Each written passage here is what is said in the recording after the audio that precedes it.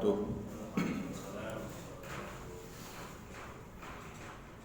bersyukur kepada Allah Subhanahu wa taala dengan lafaz hamdalah. Alhamdulillahirabbil alamin.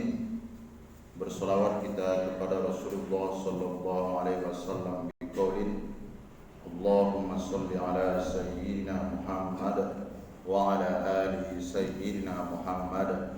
Assalamu alayka ya Rasulullah. Alhamdulillahilladzi qadarna liiqamati sholati zuhri bil jamaah. Alhamdulillah, nikmat yang sungguh luar biasa Allah berikan kepada kita. Kita baru saja melaksanakan sholat fardu zuhur secara berjamaah. Mudah-mudahan ibadah yang kita lakukan ini diterima oleh Allah Subhanahu wa taala. Amin ya rabbal alamin.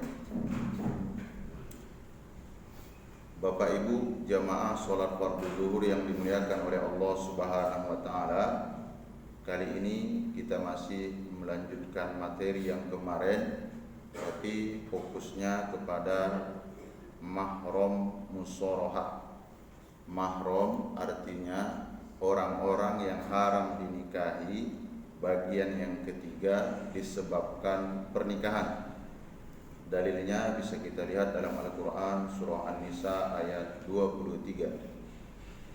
Wa ummahatu nisaikum wa rabaibukum allati fi hujurikum min nisaikum allati dakhaltum bihinna fa illam takunu dakhaltum bihinna fala junaha alaikum. Baik haram disebabkan pernikahan. Ini penting. Kenapa? Karena ketika haram dinikahi, maka konsekuensinya tidak membatalkan wudu. Ini haram selama-lamanya. Seperti itu. Siapakah dia? Ada 3. Yang pertama, mertua. Berarti kalau misalnya Ustadz Karim sekarang menikah, nah ibu dari istrinya itu tidak batal wudu. Atau sebaliknya, menantu berarti Ustadz Karim punya anak. Sekarang anaknya laki-laki. 20 tahun akan datang, anak itu menikah. Nah, istri dari anaknya itu juga tidak membatalkan wudu. Namun ada perbedaan di sini. Apa perbedaannya Pak Ustadz? Kalau mertua ini sampai ke atas. Kalau menantu, putus hanya di menantu saja. Seperti itu. Yang ketiga, disebabkan musyawarah pernikahan ini yang haram juga untuk dinikahi dan tidak membatalkan wudu. Yang pertama, anak tiri. Ini agak dibedakan ini. Terkadang kita di masyarakat kita barangkali belum bisa membedakan saudara seayah, saudara seibu. Nah, ini yang kami sampaikan anak tiri. Apa yang dimaksud dengan anak tiri? Anak bawaan dari suami atau anak bawaan dari istri. Itu namanya anak tiri. Contoh, seorang bapak menikah. Nah, menikah dengan seseorang perempuan. Si bapak ini punya anak laki-laki. Istri yang menjadi istrinya saat ini juga membawa anak. Ini namanya anak tiri. Nah, ketika terjadi pernikahan, ini otomatis anak tiri itu tidak boleh dinikahi dengan syarat belum melakukan hubungan badan, belum melakukan hubungan suami istri. Seperti itu. Karena ada yang mudah-mudahan tidak terlalu berat kajiannya, ringan saja. Contoh kasuistik seperti ini. Seorang bapak menikah dengan seorang ibu. Ibu ini punya anak gadis. Misalnya dia punya anak gadis 5. Setelah akad nikah meninggal istrinya. Sementara anak bawaan dari dia ada 5. Karena iba ini contoh sudah supaya memudahkan saja. Karena iba terhadap keluarga ini dari faktor ekonominya lemah, akhirnya si bapak tadi setelah akad nikah meninggal, dia menikah dengan anak tirinya. Boleh. Ini agak sedikit fokus. Mengapa? Karena dia belum melakukan hubungan suami istri dengan istri yang pertama tadi. Itu syaratnya. Nah, kalau sudah tidak bisa, sesak betul nampaknya Ustaz. Oke, yang kedua gini. Si bapak punya anak bawaan, si ibu punya anak bawaan, menikah mereka. Anak bapak yang pertama ini umurnya 25 tahun laki-laki. Anak ibu yang pertama ini yang perempuan 23 tahun. Bisik lah ini anaknya ini. Ya, supaya nggak sepi, ayah kan sudah nikah tuh sama ibu yang baru.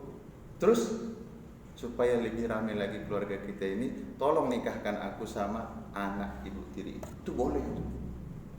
Itu boleh. Boleh.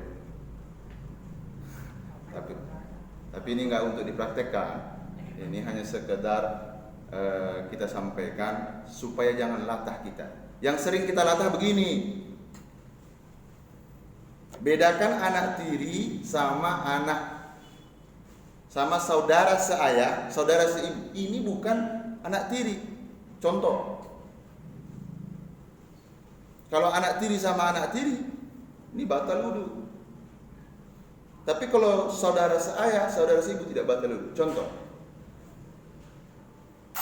Si ayah punya anak 5 laki-laki, menikah dengan seorang ibu, tidak bawa anak dia.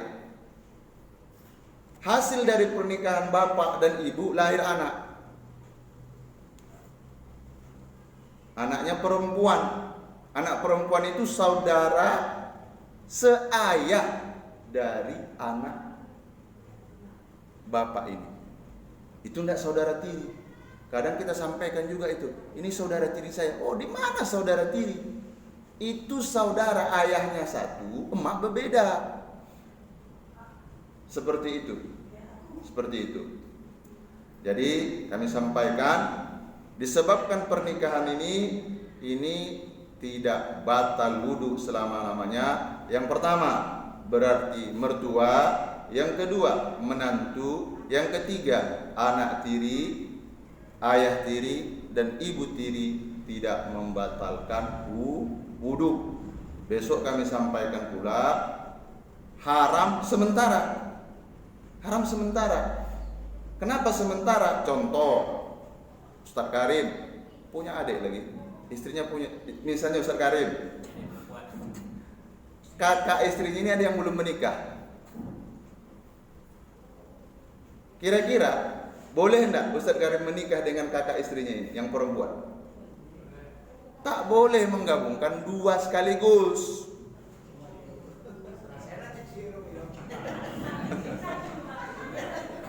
Misal meninggal istrinya ini. Nah, istilah kita apa?